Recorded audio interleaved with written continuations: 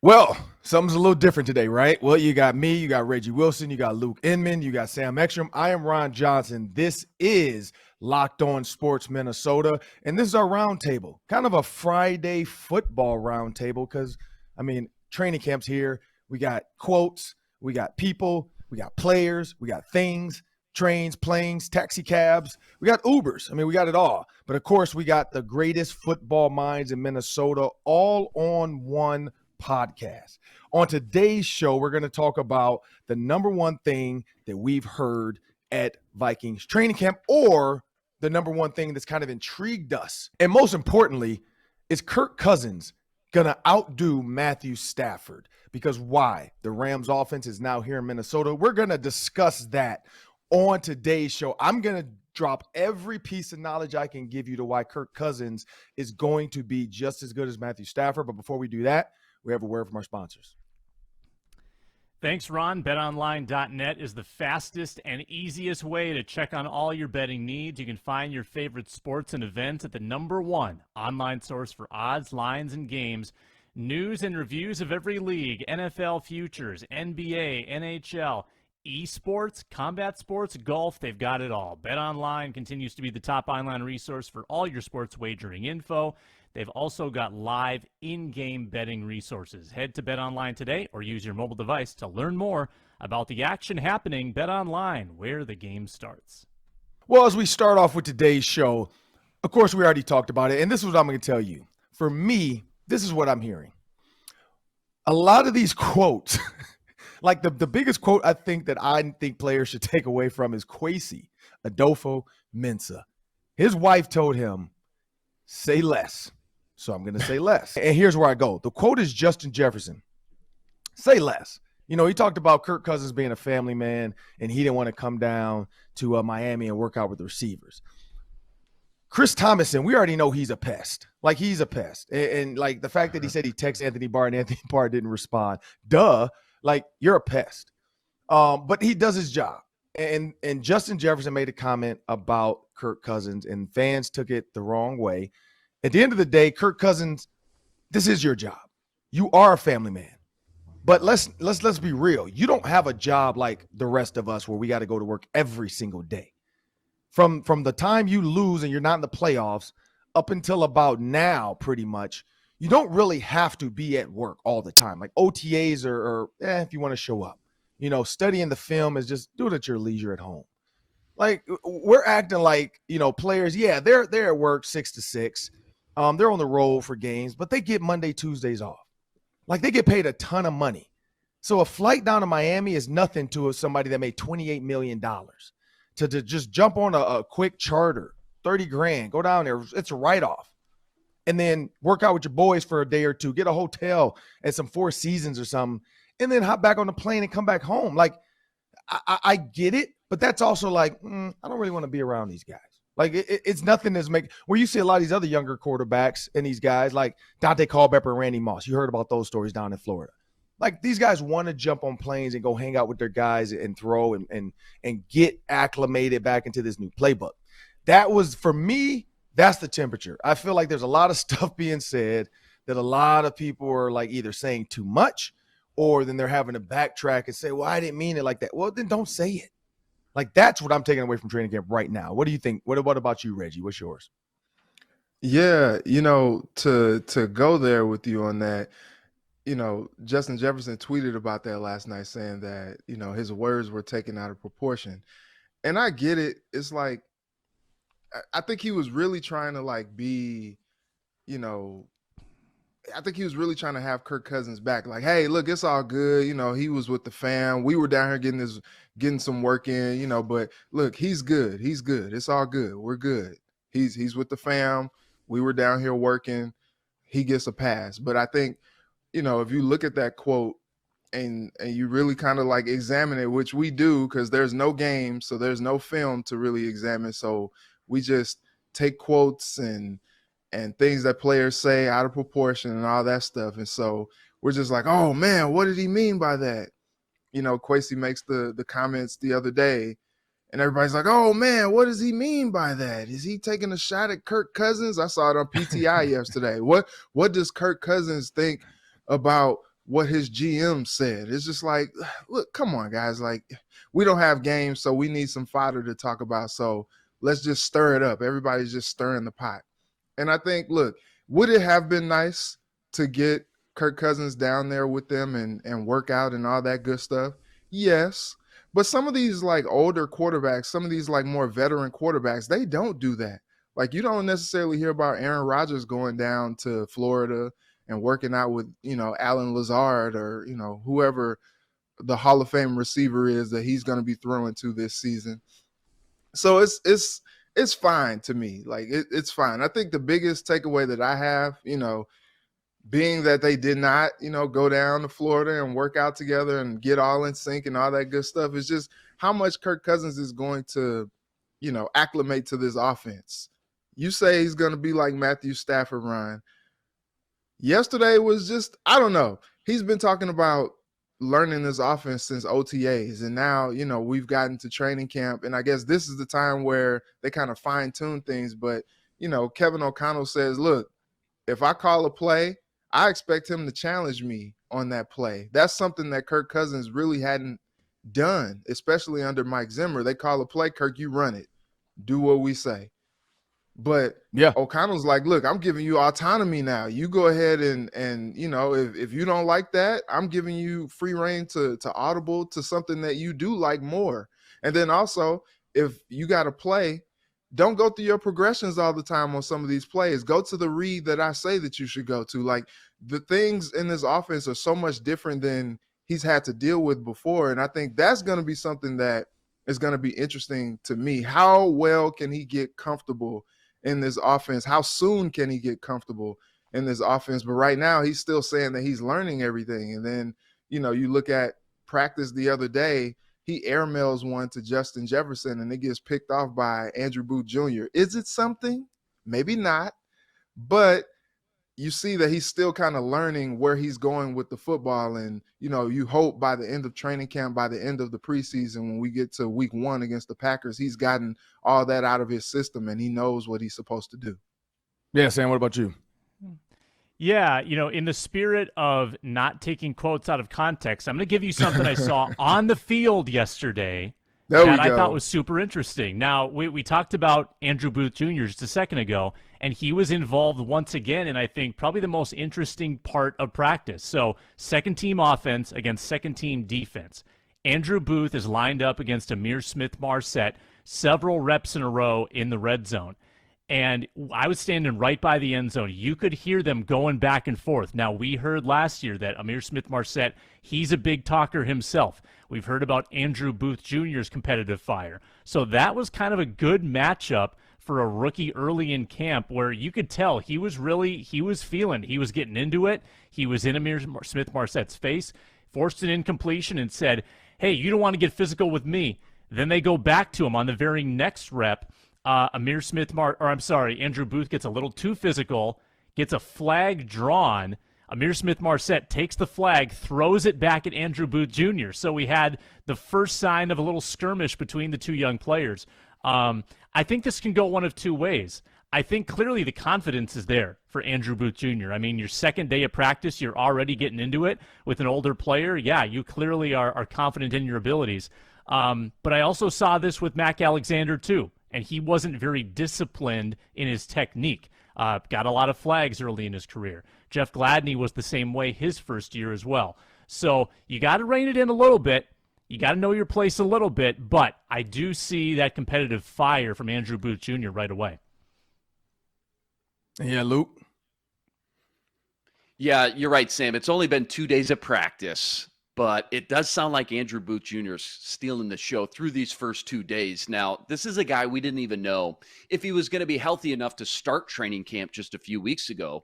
Not only is he fully healthy, but he's on the field with the ones going out and making plays. And like you said, Sam, not saying he's been perfect or flawless by any means, but he's flashing those first-round tools and talent he was projected to get drafted in during that pre-draft process. Vikes obviously get him at 42, already looks like a steal there. And you really see that NFL size out on the field as a boundary cornerback, a physical player who wants to get competitive, as you said, and feisty and in your face. Those are the traits you love to see from a young cornerback who knows he's still going to make mistakes. He's going to give up a few plays here or there, but to have that next play mentality, not lose his confidence, things coaches always preach. So Booth is the A topic. And then I think just the connection and relationship with Cousins and that new head coach, a former quarterback himself. He understands the game.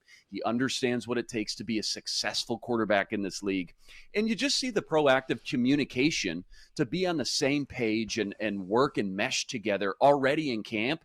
It's obviously a breath of fresh air for fans to see coming off what the relationship was like with Mike Zimmer.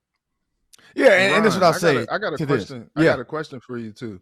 When guys like Booth are like going at receivers and all that, what do you think that does for just the team as a whole? Because I remember the other day when he got that interception, it seemed like the whole team just went crazy. And so, like, when he's in guys' faces and, you know, chirping at dudes, obviously he's not doing that a whole lot at Justin Jefferson. We didn't see that. But if he's doing that, what does that do for the team? Like, what type of fire does that bring? Yeah, and so, like the thing, today's NFL is different than yesterday's NFL. Yesterday's NFL did not have a ton of access to highlights, TV, games on your phone. No matter where you are, you can get updates. For a guy like Andrew Booth Jr. walking to the Vikings locker room, like for me, the only thing I really knew about the Ravens, and it took me a while to even realize it, was, you know, Ray Lewis was the guy from the Super Bowl. You know, I didn't know how good Ed Reed was at Miami. I knew Miami was good as a whole, but I didn't realize how good Ed Reed really was. I know he's our first-round draft pick. It's a different mindset now where you can look at Twitter and see something about every single player on your team now. For Amir Smith-Marset, if I'm Andrew Booth Jr., and I know I'm a top draft pick, and I look at this guy last year who didn't play, like he wasn't one of the top 3 receivers. Like he in his mind, he's a borderline. He knows he's a bubble guy. So Andrew Booth Jr. is like, look, there's just another dude on the team. There's a guy that's the 5th, 6th receiver that may not make it. Like he's not going to do that just yet to Justin Jefferson. I'm thinking, oh, if he does, then yeah, let's say this kid has all the confidence in the world. But doing that against Amir Smith-Marset, it's not really saying much, to be honest. Not to say he doesn't do it. And then for Smith-Marset, like picking up a flag off a defensive PI, like that's nothing to celebrate. Like it was a flag thrown. Like I just don't get it. Like I understand the sentiment. Like receivers in games do that all the time when their DB celebrates and then they do the like look at the flag. It's not that's different. That's in game. That's 2 guys that are playing in the NFL and they're ready to go. When you're in practice, it's like you need to chill out a little bit. You better hope you make this team. And I get, you know, honestly, like being in front of the camera, coaches notice that and you have a better chance of being like, hey, this guy's good. And so maybe Booth Jr. is just trying to get noticed along with Smith-Marset. He's like, I'm not going to back down. But we saw this tune before. We saw Stephon Diggs and Xavier Rhodes do the same, and then they ended up in a fight. So, and then Stephon Diggs ended up in Buffalo because he was sick of the team. So not to say that these guys are going to request a trade, but some of that stuff can be reined in a little bit. But he's not doing that to Adam Thielen, and he's not even doing that to KJ Osborne. So let's be clear there. But one thing I'll say to Sam, when you're talking about these players, again, the confidence, it's good to be confident. And I'll end there with this one. It's good to be confident. But sometimes if you get, and I think one of you asked me this, or I think same with your question, Reggie, when you're too confident, eventually the vets are going to say, you know what, it's time to knock this kid down a peg. Hey, you're out here. Come guard me. And that's where, I mean, I don't know if Justin Jefferson's that guy, but you're going to start to see that because we know Patrick Peterson and Cam Dantzler are going to want to go against, Adam Thielen and Justin Jefferson. But if all of a sudden Booth's splitting time with Cam and he's like, hey, I'm in the ones, you might see Booth up there with Justin Jefferson. And please believe Justin Jefferson is not going to take well to a guy celebrating every single time because guys run up and down the sideline, ball in there if they intercepted with no pads on. Like, I get it, but relax. As Aaron Rodgers would say, relax. And I will say this, though, to the veteran quarterbacks, Reggie comment, Russell Wilson invited all his receivers to his, like, whatever, his ranch or something. Like, he has a little ranch Instead of horses, Yeah. he turned into a football field. So he has a little pasture out back where him and Sierra, twerk or something. I don't know what they do out there, but Russell Wilson invited the receivers out to him. So let's not mistake that. And Peyton Manning every time invited receivers Yeah. down to where he was to throw with him. Tom Brady, the same, invites guys down to him. Not saying Kirk Cousins doesn't do that, but whether you invite them or they invite you, at some point in offseason, it's got to happen, because that's when that rapport comes, when guys get that extra, like, hey, man, let's just hang out, go to lunch. Like, hey, I didn't realize you like to do this. I didn't realize you played this Call of Duty game. I didn't, it's a different mindset when you're out of the office. In the office, it feels like it's another day of work. And that's why a lot of people deem Kurt as a briefcase quarterback. Like he's just, I'm going to work and I'm going home. I'm a briefcase quarterback. And if that's what he is, hey, it is what it is. So moving on to the next topic, we're going to talk about what person on this team, and I'm going to go last, but we're going to talk about what person on this team has the most to prove. We'll start with you, Sam. Oh, put me on the spot right away. I don't want to say Kirk Cousins. I think Kirk Cousins is too easy of an answer. I don't even want to say Justin Jefferson. I mean, I feel like Justin Jefferson sort of has staked like what he wants to prove, and it's lofty, and we've talked about it so much. But I'm looking at Dalvin Cook. Dalvin Cook was Mike Zimmer's guy. Dalvin Cook was beloved by that head coach. And there are very few head coaches in the league, I think, that love their running back like Mike Zimmer loved Dalvin Cook. There's a real bromance going on. Mike Zimmer had Dalvin Cook's back through injury. He had Dalvin Cook's back through his legal difficulties. So if there's anyone in that locker room who might have kind of not wanted to see Zimmer go, it'd be Dalvin Cook. Why not? I mean, you're moving from a run-first offense now to a pass-first offense with a guy who's been part of a team that rotated running backs, had a running back by committee in L.A. So Dalvin's contract was not extended in this offseason. They didn't kick any money down the road. So I think he's still kind of sitting in that spot where he's maybe a little skeptical. Am I really going to get the same amount of work that I used to? So if Dalvin Cook goes into this season motivated, trying to prove himself that he still is valuable to this coaching staff, I think he's trying to set himself up to be with this team for many years to come. I think that when running backs start approaching that 30 number, that age 30 number, you start to worry a little bit about their decline. Dalvin's 27.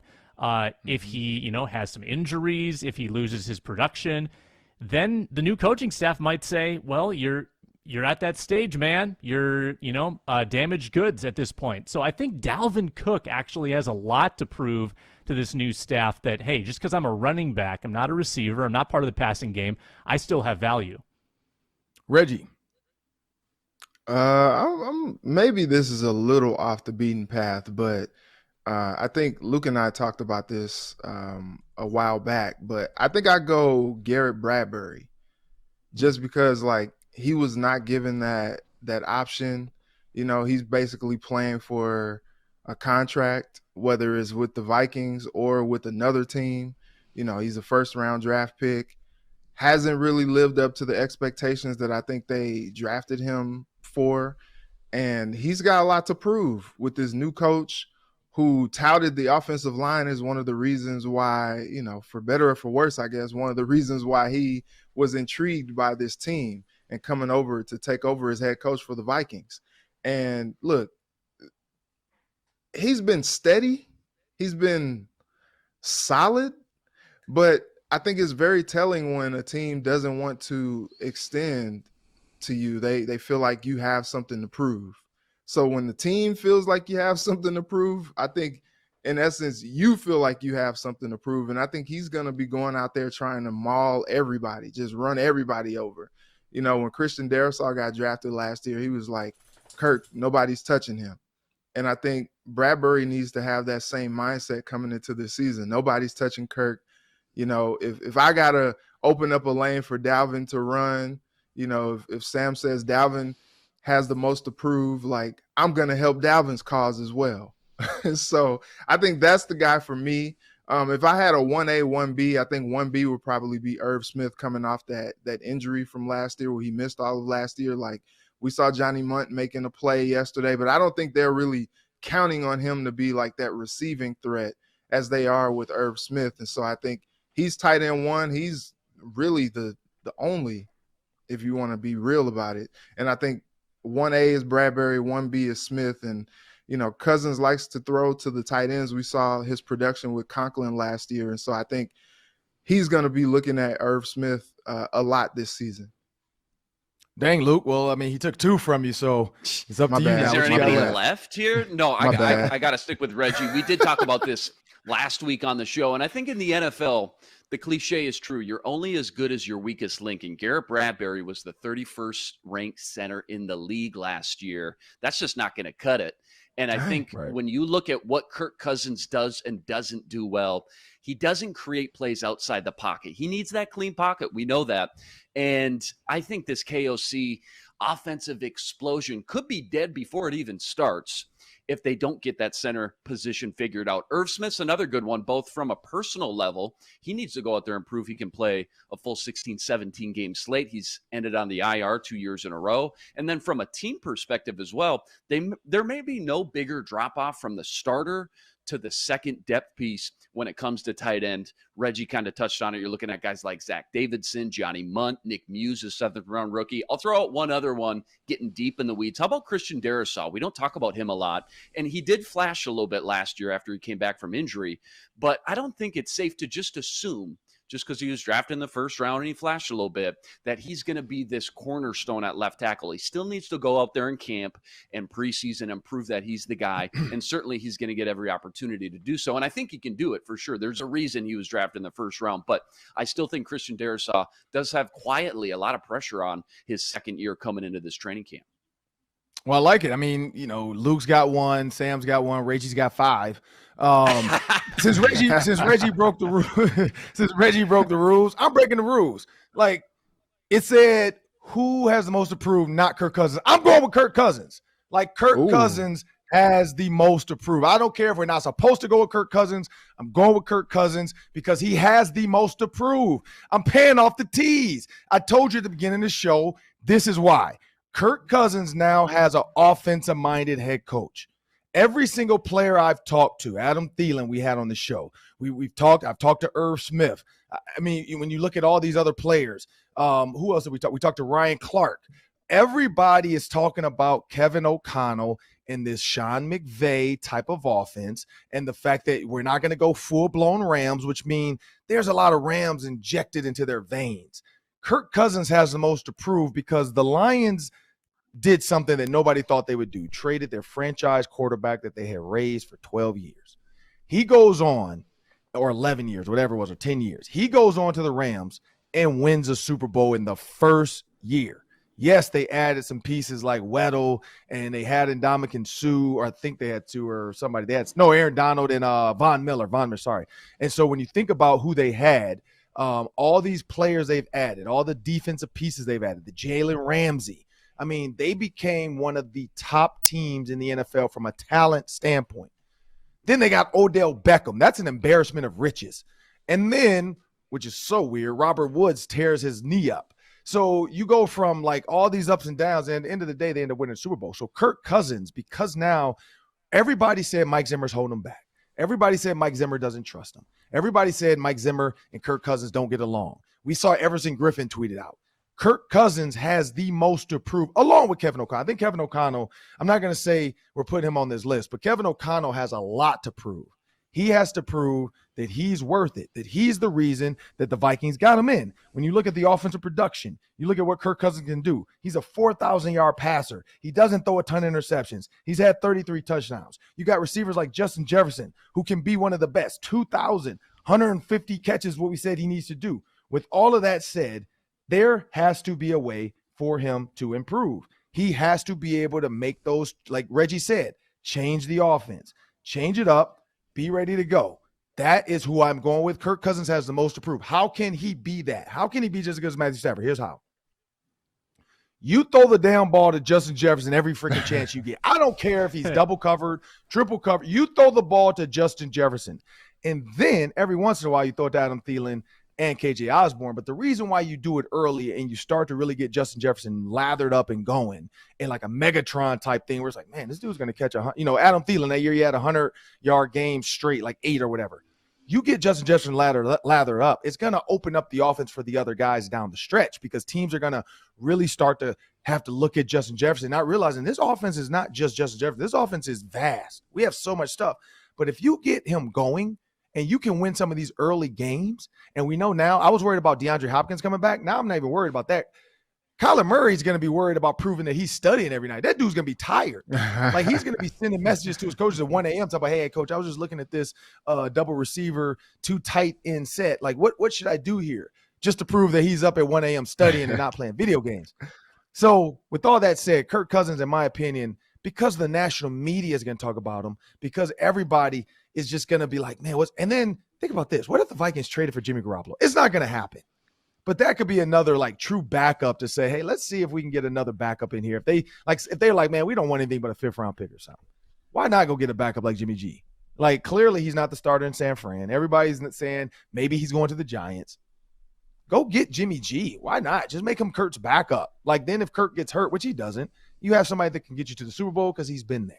Next topic. We're going to go Vikings added to their roster this season. You look at J.C. Tretter, Kyle Rudolph, and Ndamukong Suh. Those were names that we talked about. But the Vikings didn't add those guys. They did add some pieces. You know, we talked about the guards they've added. We talked about the defensive, the linemen early in the year they added. But they, the draft picks. But they didn't really add a splash name like Ndamukong Suh. I still think, they should have tried to go for Kyle Rudolph, but we get the whole not wanting to step on Irv Smith's toes.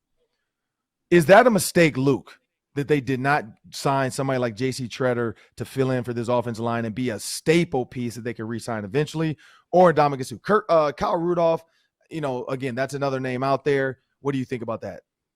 Well, I think two things you look for when a team considers, a signing this late in the process.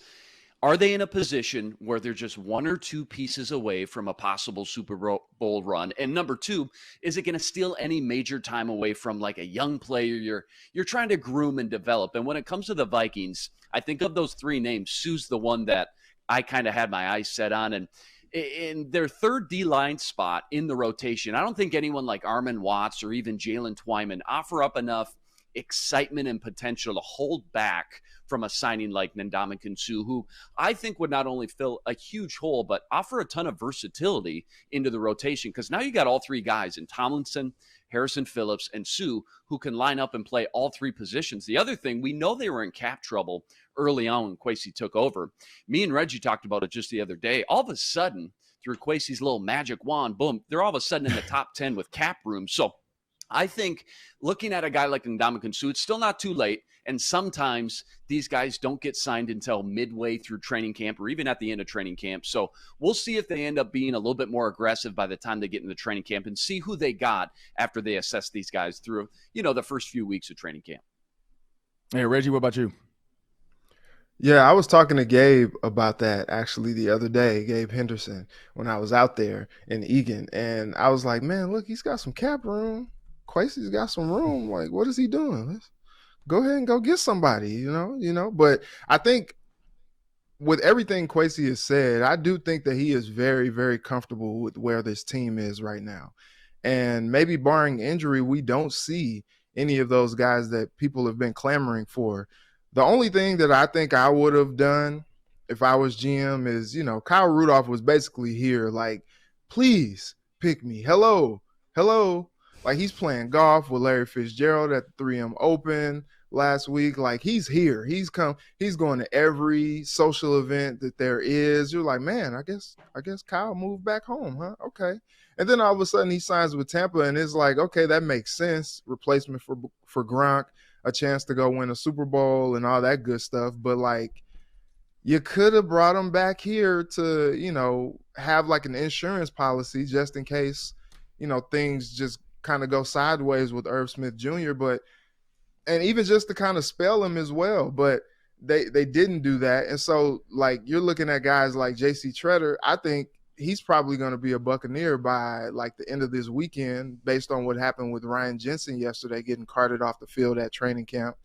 And so it's like all these guys are just going down to Tampa Bay. They signed Julio Jones, which it's funny, like when you start talking about guys that are veterans, guys that are a little older, I'm sure Sue is like, look, I want to sign with somebody. I still want to play.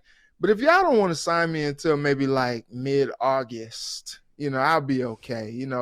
These veterans don't necessarily care to be in training camp like that because it's just pretty grueling on the body, even though Kevin O'Connell said they're not going to be fully padded for all of the times that they can be fully padded.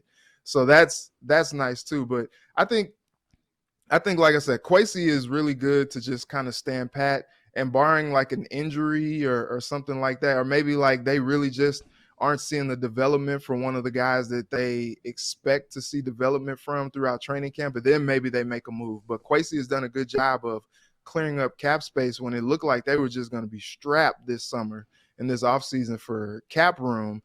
So he can make a splash. He can't, Ryan, you talked about maybe them bringing in Jimmy Garoppolo, which is kind of far-fetched, but like they have the cap space to do that thanks to what Kwesi has done to make some room. So I think he's leaving that spot open just in case he has to make a little bit of a splash. He has the money to do it. Yeah, the Vikings teased us. I mean, they released, I can't remember who it was they released, but they left a roster spot open a couple weeks ago, and they got us all excited. Who's it going to be? Is it going to be Sue? Is it going to be Rudolph? Is it going to be Treader? Sean Byer, the Hawkeyes tight. What? Who? I really thought they were going to add to the roster. I mean, I just think when you're in the off season and you take the approach they did, which was clearly we want to win.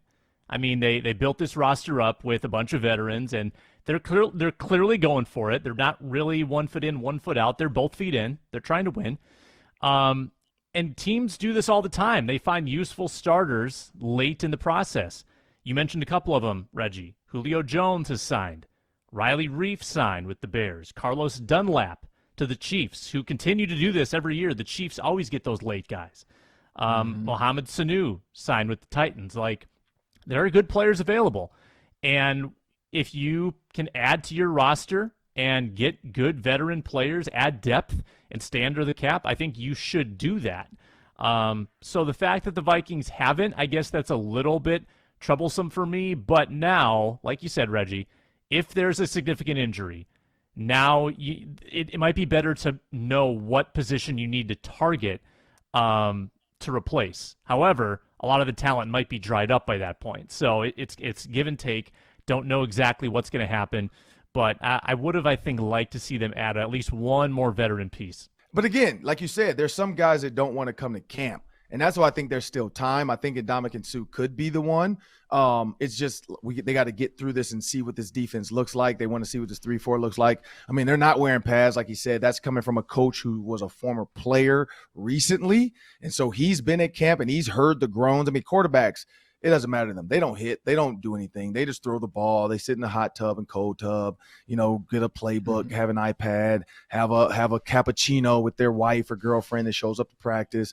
They're not doing what these players are doing. So Kevin O'Connell knows. He's heard the groans from the players, and he was in the best position with the Rams as far as he knows exactly what they did physically to get to where they got to. So whether that's what training camp looked like for the Rams to make sure their bodies are ready for the long haul, why beat guys up in August when you know you're trying to play in February or January? And so I think that's where he's going to, is like, hey, these guys are pros. They know what they can do. Yeah, we got some rookies, but they're going to have to learn. Like, you should never treat your team, and that's what I think the NFL used to be. You treated your team and had the lowest guy trying to, the team trying to play to get the lowest guy ready. No, that lowest guy needs to step it up and get to where the vets are at. So how do you do that? You practice like a vet. We're not going to put pads on all the time. I'm not going to let you guys lean and fall on each other and hurt somebody's knee and get carted off. No, we're going to try to stay up, stay off my ground, learn this playbook, learn this offense, learn the speed in which we're going to play. But here's the fun one to finish. So the movie Avengers we know is out. Thor, we know all that. You got WandaVision, you got all this stuff. We are going to pick a player on the Vikings or a coach that you think most resembles an Avenger, and why is going to be a quick one. You got 1 minute. I'm going to go first. I'll just give you guys a minute to think about where you're going with this one. And then from there, we'll see. But you got 1 minute, real quick. Just why does this player resemble this guy the most? And I'm going to go with Sam. I'm going to go with Captain America's right-hand man.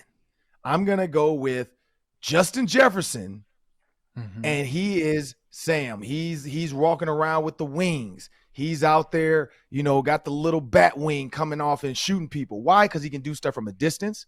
He's extremely sneaky. He's smooth with it. All the ladies love him. And at any time, he can go deep. I mean, think about those wings. If you were to sit on top of a building and throw a football, that guy can catch it with those wings. Like Justin Jefferson's that guy. And I'm not saying that Kirk Cousins is captain or is Captain America, but he's close. He's close. And since Reggie did it, I'm a steal one. I think Harrison Smith would be the Winter Soldier. Like Harrison Smith reminds me of that guy. Like if he grows his hair out, like gets a little pale, that's definitely Harrison Smith would be the Winter Soldier, and Justin Jefferson would be Sam, Captain America's right-hand man. I'm going to go to you next. Reggie, who you got? This is totally out of my wheelhouse because I'm not into those movies at all. I'm like, dang, like I don't know. So let me see. We got, I guess if you're going to just from a standpoint of just being like chiseled or whatever, like maybe Danielle Hunter is Thor. I thought of that one too. How about that? I was going to go, is that on base? Danielle Hunter as Hulk. I mean, don't get him mad. Don't get him mad. He's quiet but deadly. Don't get him mad. I think you can't go wrong either way with Danielle. Danielle will probably match up with like 4 or 5 different characters. All right, what you got, Luke? Yeah, I think Danielle, again, as Hulk, I think that one would be great. How about Harrison Smith as the Punisher? I like that. A little off the beaten path. What you got, Sam? Yeah, I had to Google who are the Avengers. No, I'm Same. I'm I'm like, who? I'm in Reggie's camp. I don't know. Like I've seen Iron Man, so that's kind of like my basis for all of this. I'm like, who's Robert Downey Jr. in this? And I can't think of any like clever people with goatees on the team. So I'm at a complete loss. I am horrible at this game. I apologize. Oh my goodness. There's so many out there. I mean, you got WandaVision. Ron's disgusted. Come on, guys. I am so disgusted. So disgusted in this. You got Irv Smith. My career's you over. got any of the offensive linemen, could be, one of the bigger dudes. I mean, you could go with the Fantastic Four if you just want to throw weird people into this. Hey, but that's what you guys can do on Twitter. Tweet us who you think because like I had Kyle Rudolph, I think, at one point as Thor, just because of the kind of way he looks. I had Adam Thielen as Captain America because he doesn't curse. Kirk Cousins doesn't either and has the arm, can throw. I mean, there's a lot of things out there. Like with Iron Man, you could say the Playboy billionaire. So you'd have to go with somebody who's flashy with their money, maybe. I don't know if this team has that, though. That's the thing. Like, I mean, Kevin O'Connell, maybe. Like, he could. I think Kevin O'Connell would be Vision, though. Like, he reminds me of a guy that could float around and have a ridiculous amount of just, like, talent, can do a ton of crap. But that'll do it today for the Locked On Sports Minnesota Football Roundtable. I'm Ron Johnson. That's Luke Inman. That's Reggie Wilson. And that's Sam Ekstrom. That will do it for us today. Please like, subscribe, download, share, and comment, tweet. I mean, we're going to interact with you guys. We want to know who you think. Is Kirk Cousins ready? Who should the Vikings sign in offseason? And, hey, if you're an Avengers fan like me, what player most fits some of these Avengers characters and why? Have a great day.